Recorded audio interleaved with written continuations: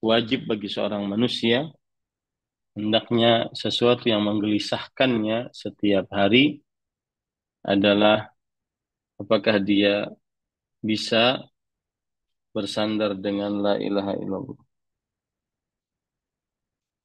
Itu yang harus dia jadikan oleh seorang muslim, bahwa la ilaha illallah hiya akbaru hamil insan, adalah kegelisahan yang paling besar yang dimiliki oleh manusia. Wa ahamu syughul insan, dan kesibukan yang paling penting bagi manusia.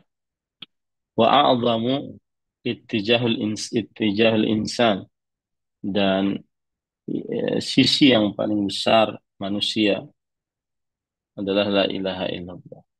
Allah berfirman dalam surat Az-Zariyat ayat 56, "Wa ma khalaqtul jinna wal insa illa liya'budun."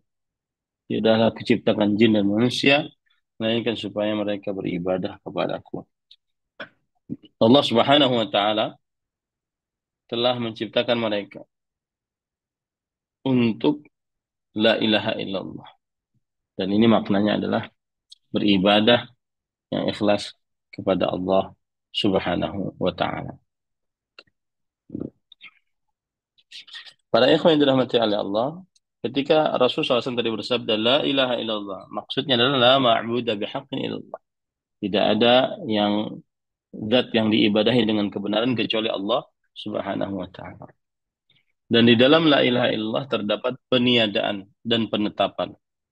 Peniadaan untuk peribadatan dari setiap yang selain Allah Subhanahu wa taala, dan penetapan untuk beribadah kepada dengan segala macam jenis ibadah, apa? Dan penetapan untuk ibadah dengan segala macam jenisnya hanya untuk Allah Subhanahu wa taala.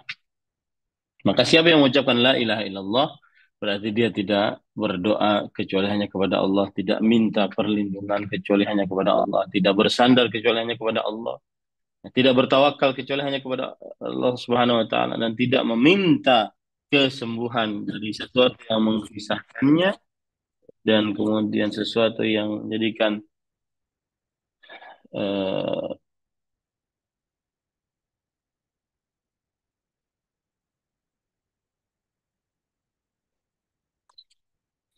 tidak meminta sesuatu yang menyembuhkan kegelisahannya, kemudian kegundahannya, keresahannya, kecuali dari Allah Subhanahu wa taala.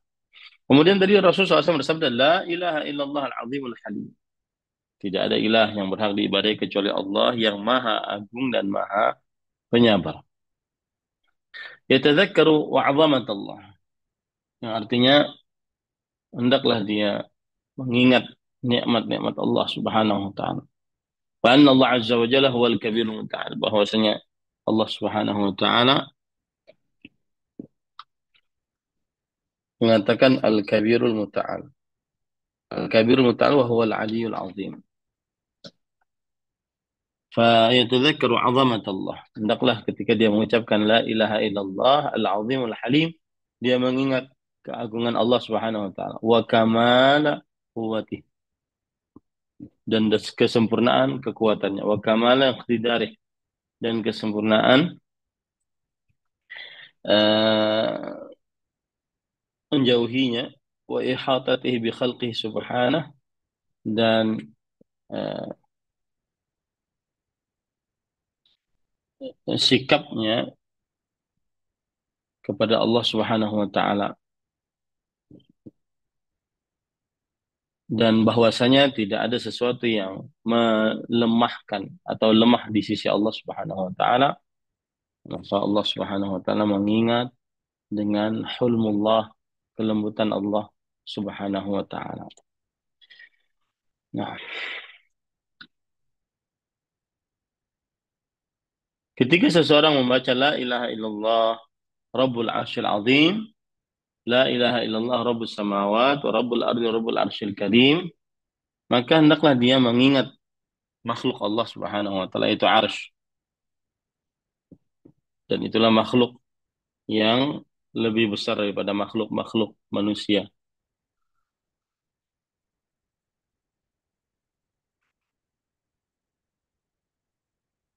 Oleh sebab inilah disebutkan di dalam zikir ini bahwa dia adalah agung, al-azim. Dan disebutkan bahwa arasnya Allah Subhanahu wa taala karim. Karim artinya adalah al-karam, bi annahu azim, bahwasanya ia adalah yang maha besar, dan disifati bahwasanya dia adalah al-karim, yaitu yang maha luas rahmatnya. Dan arasy Allah Subhanahu wa taala,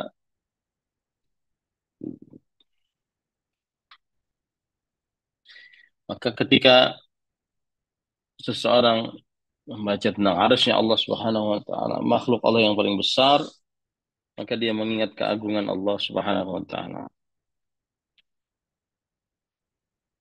Dia mengingat keagungan makhluk-makhluk Allah Subhanahu wa taala yang Allah Subhanahu wa taala adakan sebelum eh, manusia. Kemudian setelah itu dia mengingat penciptaan langit, penciptaan bumi, dan dia mengingat makna-makna yang agung ini. Dan hendaknya dia mengucapkan kalimat ini. Dia sibukkan hatinya dengan kalbu ini, dengan perbuatan ini. Kemudian dia cat kalbunya dengannya. Dan yang menjadi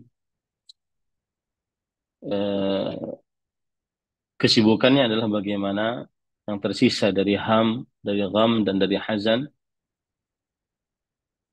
Ya, kalau seandainya ini ada di dalam kalbu kita. Oleh sebab itulah kita mengambil faedah dari doa ini. Dan doa ini adalah obat kegelisahan, obat kegundahan, obat keresahan. Yaitu mentauhidkan Allah, berzikir kepada Allah, mengagungkan Allah, me- mensucikan Allah Subhanahu wa taala. Kemudian termasuk di dalamnya juga adalah bersandar kepada Allah Subhanahu wa taala. Ini termasuk daripada pengobatan. Nah,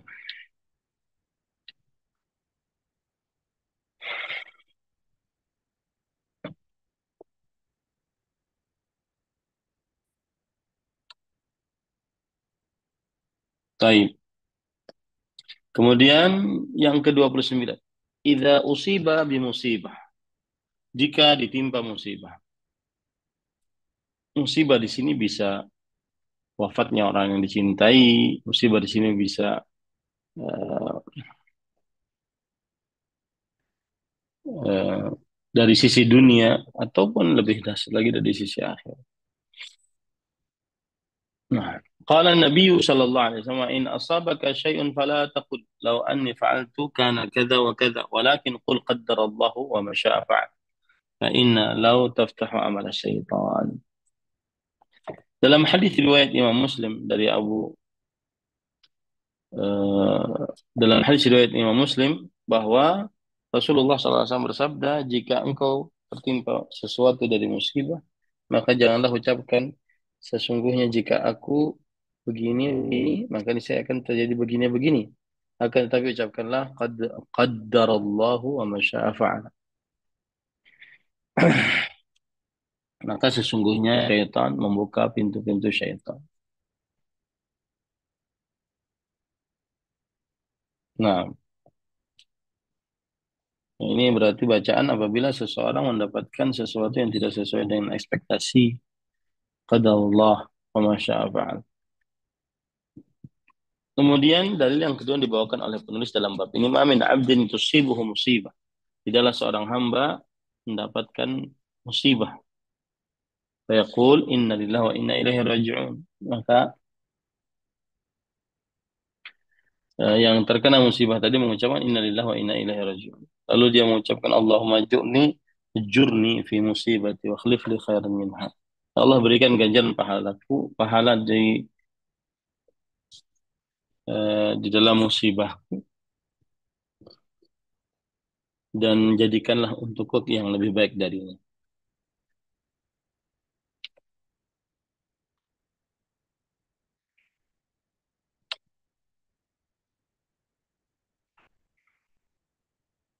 Siapa yang membaca doa ini saat mendapat musibah, melainkan Allah Subhanahu wa taala akan memberikan pahala dan musibahnya tersebut, dan Allah Subhanahu wa taala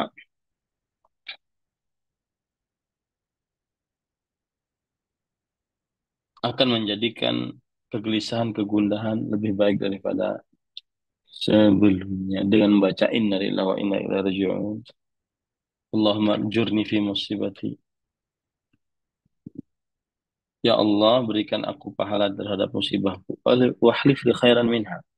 Dan kembali dan berikanlah aku yang lebih baik dari jenazah tersebut. Nah, kemudian yang ke-30. Idza khafa qauman, jika seseorang takut kepada orang-orang, maka ucapkanlah doa ini. Karena Nabi sallallahu alaihi wasallam idza khafa qauman qala Allahumma inna naj'aluka fi nuhurihim wa na'udzubika min syururihim. Ya Allah, sesungguhnya kami menjadikan Engkau di dalam leher mereka dan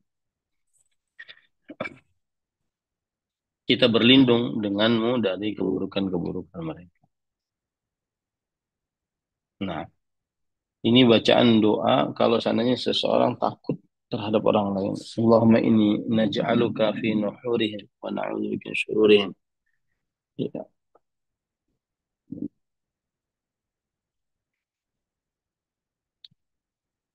Nah, ya Allah, sesungguhnya aku menjadikan engkau di leherku dan aku menjadi berlindung denganmu dari keburukan-keburukan. Nah, ini saya baru baca ini. Allahumma inna ja'aluka fi nuhuri wa na'udzubika min syururi.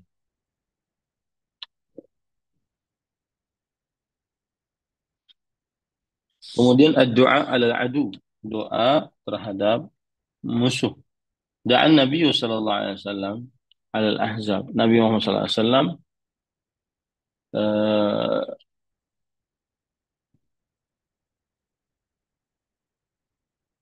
bahwa doa Nabi Muhammad sallallahu alaihi wasallam atas sesuatu yang sulit. Allahumma munzil kitab, ya Allah penurun Al-Quran, sari al-hisab, yang maha kuat hisabnya, yang maha cepat hisabnya.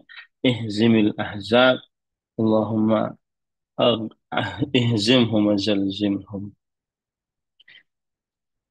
Yang maha cepat hisabnya, hancurkanlah kelompok-kelompok tersebut, dan wahai Allah, hancurkan mereka dengan mereka tidak bisa lagi bergerak dengan sewajarnya.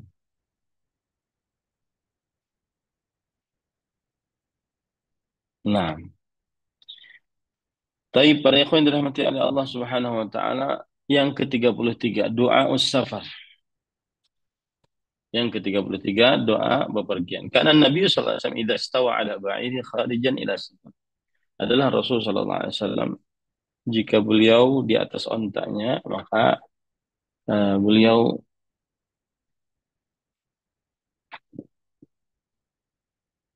banyak sekali berdiam, tapi ketika ada hal momen beliau bersabda kabbara salatan. Beliau pernah bertakbir sebanyak 3 kali saat safar. Kemudian beliau mengucapkan subhanalladzi sakhkhara lana hadza wa ma kunna lahu muqrinin wa inna ila rabbina lamunqalibun.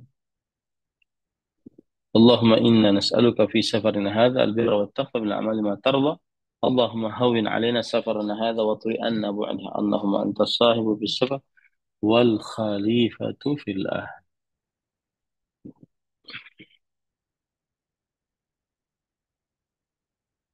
Wahai Allah, tenangkan dirimu di dalam pepergian kita ini.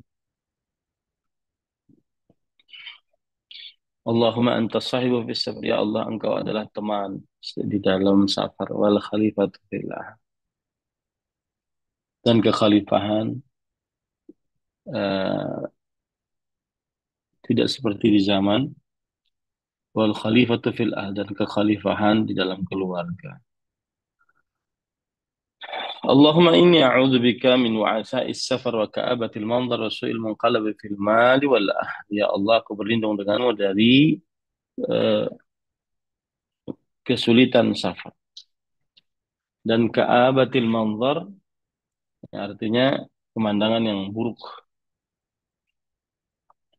Wa su'il munqalab fil mali wal ahli, dan keburukan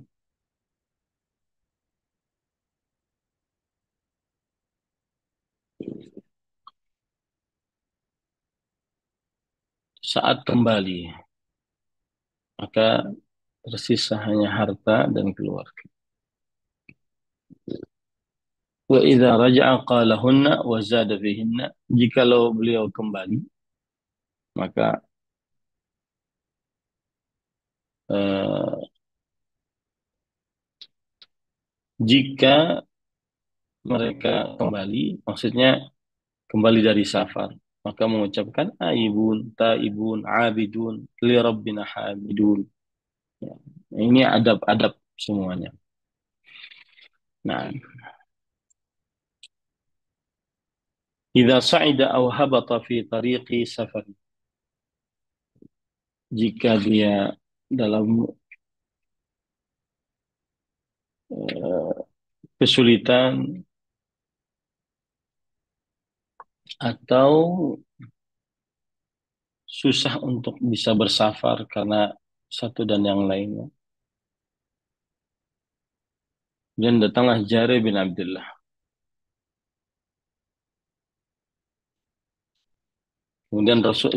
Kemudian Jabir bin Abdullah berkata, "Kunna idza sa'idna kabbarna." Kita jika naik ke sebuah tempat kita akan bertakbir. Wa idza nazalna sabbah. Dan jika turun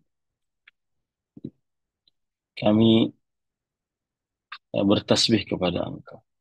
Nah, ini bacaan semestinya dibaca. Kabbar, Allahu Akbar, Allahu Akbar, Allahu Akbar. Subhanallah wa bihamdih. Nah, uh, idza ashara al-musafir.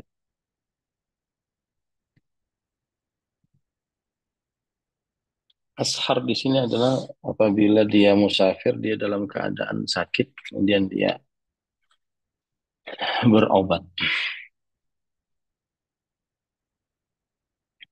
Jika seorang musafir kena sihir. Karena Nabi SAW idza kana fi safarihi, adalah Nabi Muhammad SAW jika dalam keadaan bersafarnya wa ashar yaqul. Dan beliau kemudian uh, sah melakukan sahur, ya. Maka Rasulullah SAW bersabda, jika ada yang mendengar dengan ucapan, sedangkan uh, wa husni balaihi alaina, dan kebaikan balaknya terhadap kita. Rabbana sahibna, wahai Rabb kami, temani kami, wa afdil alaina, dan berikan kebaikan kepada kami. A'idhan billah minan nar, kami berlindung dengan Allah dari api neraka. Nah, ini adalah saat musafir, bacaan saat musafir.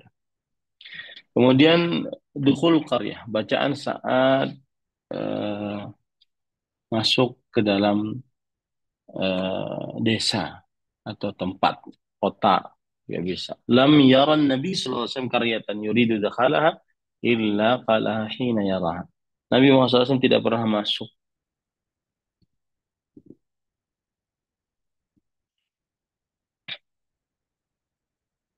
Nabi Muhammad SAW tidak pernah melihat sebuah desa yang ingin beliau masuki, melainkan beliau berdoa, Allahumma rabbas samawati sab'a wa ma adlalna. Ya Allah, Rabb langit-langit yang tujuh dan apa saja yang dilakukannya.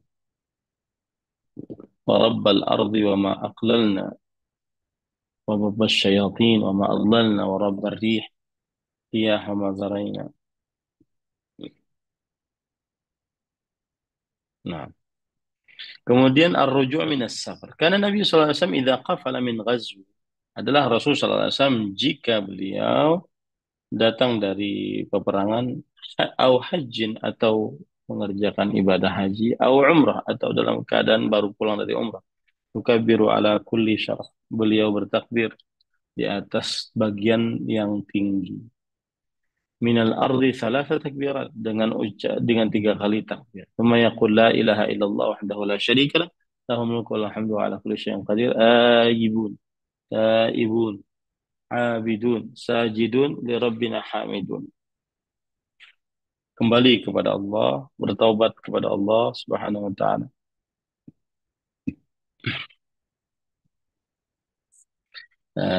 Mereka adalah ahli ibadah, mereka adalah ahli salat dan mereka senantiasa memuji Allah Subhanahu wa taala. Shadaqallahu wa'adahu wa nasara 'abda wa hazama al-ahzaba.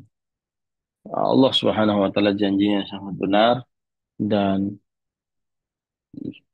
memenangkan hamba-hambanya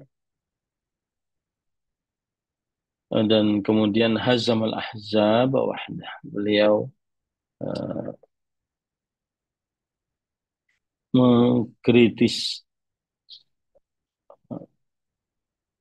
beliau berdoa sadaqallahu wa'ada wa nasara 'abda wa hazamal ahzab. Telah benar Allah dengan janjinya, Allah memenangkan hambanya dan Allah menghancurkan musuh-musuh. Semata tiada sekutu bagi Allah Subhanahu wa taala. Ini doa yang dibaca saat sahur. Nah, dan doa-doa ini kita perhatikan, kita cepat membacanya karena memang tujuannya adalah untuk dihafal. Ya.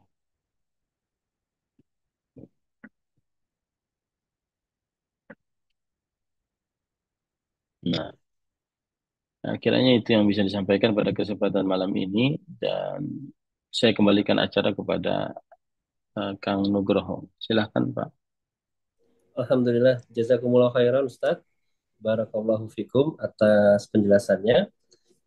Kepada Bapak dan Ibu, masih ada waktu untuk bisa bertanya dengan Ustadz dan bisa melalui resen atau menuliskan di kolom chat. Sebelum ada yang memulai, mungkin kami mulai dulu Ustadz pertanyaan. Mohon izin. Dalam bab safar itu ada beberapa pendapat Ustadz, tapi mungkin kami ingin menanyakan kepada Ustadz yang mana yang paling kuat. Eh, Safar itu disebut safar dalam perjalanan menuju tempat safar selama di kota tujuan dan kemudian pulang kembali. Dan mengenai waktunya, itu apakah 4 hari atau ada yang menyebutkan 4 hari atau 18 atau 19 hari Ustadz? Jazakumullah khairan. Barakallahu fikum. Baik. Bismillah, walhamdulillah, wassalatu wassalamu ala rasulillah wa ala alihi wa ashabihi wa man walah amma ba'd. Ini kalau berbicara masalah safar, maka sangat panjang kita membicarakan.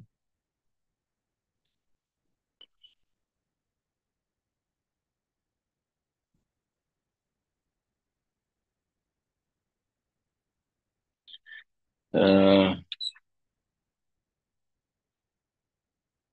yang pertama adalah jarak yang diperbolehkan seseorang mengqasar salat.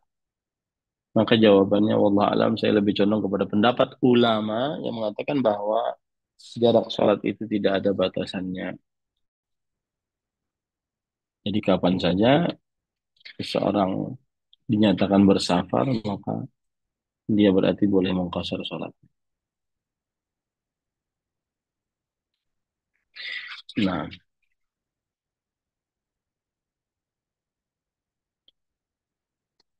silakan. Baik Ustadz, jazakumullah khairan. Ini ada pertanyaan berikutnya Ustadz dari Ibu Ida Rosyad dari Swedia. Assalamualaikum warahmatullahi wabarakatuh. Assalamualaikum Ustadz. Izin bertanya. Insya Allah 2 minggu lagi Fulana akan ibadah umroh untuk pertama kalinya. Dari jemaah Swedia, kita tidak ada manasik Ustadz. Semua belajar sendiri. Dari tim umroh hanya membahas ringkas-ringkas saja secara satu kali pertemuan. Ana ingin bertanya, setelah sampai di Doha, kita mikot. Bolehkah kita mandi dulu sesampai di hotel Jeddah sebelum tawaf ke Masjidil Haram? Karena jemaah di sini ada yang bilang harus tawaf langsung setelah mikot. Mohon penjelasannya Ustadz. Jazakallahu khairan. Bismillah, alhamdulillah, wassalatu wassalamu ala rasulillah wa ala alihi wa sahbihi wa ala amma ba'd. Yang pertama yang harus dilakukan kalau sudah transit di Doha, lalu dia mau melanjutkan perjalanan ke Mekah, maka dia berarti mengambil miqatnya dari Sayyidul Kabir, ya, dari Sayyidul Kabir. Nah, kemudian berihramlah dia di situ, yaitu berniat untuk menunaikan ibadah umrah dari Sayyidul Kabir tadi. Lalu setelah itu masuk ke Mekah dalam keadaan sudah eh, tadi ketika di miqat dia mengganti pakaiannya dari memakai celana, kemudian dari memakai celana, baju, maka pada saat itu dia lepas, dia memakai dua kain putih. Yang satu disarungkan, yang satu diletakkan di atas pundak. Perempuan memakai pakaian dan warna apa saja, yang penting menutup seluruh tubuhnya, kecuali yang dikecualikan. Nah, adapun mandi setelah berihram, maka tidak mengapa asalkan tidak memakai minyak wangi atau tidak memakai sesuatu yang sangat wangi. Jadi mandi tidak mengapa di akhir-akhir. Wallahu alam. Alhamdulillah, jazakumullah khairan Ustadz atas penjelasannya. Eh Ikhwafillah, Bapak dan Ibu, apabila ada pertanyaan, dipersilahkan. Di sini belum ada yang masuk lagi, Ustadz. Juga belum ada yang, sebentar, ada yang masuk, Ustadz. Oh, ini masih nyambung yang tadi, Ustadz. Dan boleh mengganti baju ya, Ustadz, bagi akhwat. Barakallahu fikum, Ustadz. Boleh Mungkin ada. mengganti baju, boleh, tidak mengapa. Tidak merusak ihramnya. Yang tidak boleh adalah melanggar larangan-larangan ihram. Mengganti baju untuk perempuan diperbolehkan. Nah, Allahu a'lam. Jazakumullah khairan, Ustadz. Ini sepertinya belum ada pertanyaan lagi. Sebentar, ada yang masuk raise hand. Sebentar kami berikan ya kepada Bapak Mardia. Apa ini Ibu Mardia, dipersilahkan langsung bertanya kepada Ustaz Zuna. Barakallahu fikum. Assalamualaikum Ustaz. Assalamualaikum. Waalaikumsalam warahmatullahi wabarakatuh. Izin bertanya Ustaz. Tadi bacaan doa eh, atau zikir kesendirian itu Ustaz untuk menenangkan jiwa itu seperti la ilaha illallahul azimun halim dan seterusnya itu apakah boleh dibaca ketika dalam keadaan sujud ya Ustaz? Boleh, tetapi jangan sampai dianggap itu sebagai sunnah. Allahu a'lam. Syukran jazakallah khairan. Barakallahu fiik. Nah, Alhamdulillah, jazakumullah khairan Ustaz atas penjelasannya. Bapak dan Ibu ikhwafillah, apabila ingin bertanya dipersilahkan. Sepertinya tidak ada pertanyaan lagi Ustaz. Mungkin ya cukup. oh sebentar. Ada satu pertanyaan Ustaz Afwan dan ini dari Kang Ari ini. Boleh ya Ustaz ya? Sebentar. Silahkan. Tafadol Kang Ari untuk langsung bertanya kepada Ustaz Yunus. Barakallahu fikum. Assalamualaikum Ustaz, barakallahu fiik. Wafiq barak. Silahkan. Tapi Ustaz, ini berhubungan dengan kunut Ustaz, karena sering kunut nazilah sekarang kalau subuh. Tapi di Masjid Ana ini sebelum kunut nazilah memang sudah kunut terus-menerus. Cuman saat kunut ini ada satu jeda di mana si imamnya ini baca syir gitu Ustaz. Pertanyaan Ana, bolehkah kalau dalam kunut itu kita berdoa dalam bahasa Indonesia Ustaz, seperti dalam hal sujud? Itu aja Ustaz. Jazakallah khair. Wallahu alam tidak boleh. Taib. Taib Ustaz, jazakallah khairan. Nah, barakallahu fiik. Alhamdulillah. Ini masih ada satu pertanyaan lagi masuk Ustadz. Dari Silahkan. Ibu Ida Rosyad dari Swedia. Ustadz, dalam mengucapkan ucapan qadarallahu wa masyafa'al, mana yang benar, wa masafa'ala atau wamsafa'al pengucapannya Ustadz? Wa ma syaa fa'ala. Wa ma syaa fa'ala. Itu bahasa Arabnya. Tapi orang biasanya menyebutkan wa ma syaa fa'al. Wa ma syaa fa'al. Ma itu apa-apa, syaa kehendaki oleh Allah, fa'ala diperbuat oleh Allah Subhanahu wa taala. Nah, Alhamdulillah. Semoga menjadi jelas bagi Ibu Ida Rosyid. Eh, ini Kang Arianto mau bertanya lagi atau tadi sudah selesai? Ini masih eh, raise hand.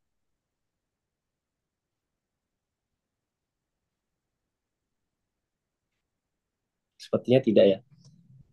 Baik Ustadz, mungkin kita tutup saja ya pengajian kita. Sebelum ditutup mungkin ada nasihat dari Ustadz bagi kami semua. Barakallahu baik. fikum, jazakumullah khairan. Bismillahirrahmanirrahim. Alhamdulillahirabbil alamin wa sallallahu wasallam wa baraka ala abdihi wa rasulihi nabiyina Muhammad wa ala alihi wa ashabihi ajma'in. Amma ba'd.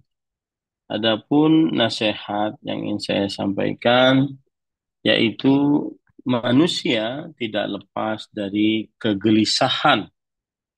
Kegelisahan. Tadi sudah kita jelaskan bahwa apabila kegelisahan itu berasal dari sesuatu yang telah terjadi, maka disebut dengan hazan. Dan apabila kegelisahan tersebut berasal dari sesuatu yang dikhawatirkan akan terjadi, disebut dengan ham. Apabila kegelisahan itu terjadi dan sedang terjadi, disebut dengan gham. Dan tiga-tiga ini Rasulullah Sallallahu Alaihi Wasallam minta perlindungan darinya. Oleh karena itu, kita sebagai seorang Muslim semestinya wajib untuk mempelajari dan menghafal tentang zikir-zikir yang menghapuskan kegelisahan. Di antara zikirnya, La ilaha illallahul azimul halim, La ilaha illallahu rabbul arsyil azim, La ilaha illallah rabbus samawat wa rabbul ardi wa rabbul arsyil karim. Kemudian di antara zikirnya juga adalah La ilaha illa anta subhanak inni kuntu minadh zalimin. Ini doa yang dibaca oleh Nabi Yunus alaihissalam. Kemudian di antara zikirnya juga adalah Allahumma rahmataka arju fala takilni ila nafsi tarfata ain. Dan di antara dalilnya juga adalah Allahu Rabbi la usyriku bihi syai'an. Dari 4 zikir menghilangkan kegelisahan, keresahan, kegundahan, maka kita bisa ambil pelajaran bahwa tauhid adalah yang menghilangkan kegelisahan, kegundahan, dan kesengsaraan. Maka bacalah dan hafalah doa-doa ini. Sungguh kita tidak pernah lepas dari kesulitan dan kegelisahan. Ini yang bisa disampaikan. Wallahu a'lam. Wassallallahu nabiyana Muhammad walhamdulillahi rabbil alamin. Wassalamualaikum warahmatullahi wabarakatuh. Waalaikumsalam warahmatullahi wabarakatuh.